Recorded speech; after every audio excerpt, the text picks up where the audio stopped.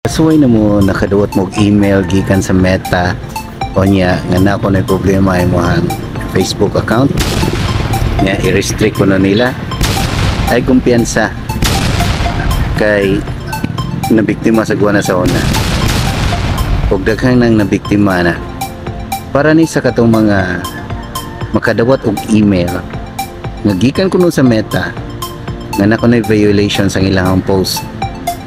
Sa di pa ka mo to, i-click ng arrow down kanang sa title, di ba na title nga na gikan sa Meta na kay restrictions, islita na, then tanawa ang email kung gikan bagid sa Meta, e tanawa niya ako ang example nga nadawat, di ba ni Meta, kita mo na ang nakabutang kay case 517 at outlook.com o Meta pa na at meta.com ang tanong.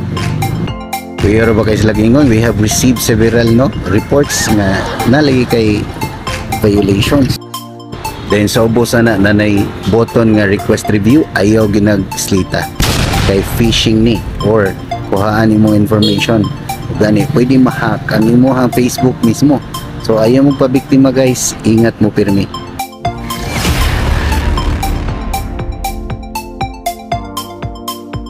Uy, kung nakauyon ka sa ko ang video niya, nakakita ka na sa Facebook, send po ng stars or ayaw kalimot og subscribe.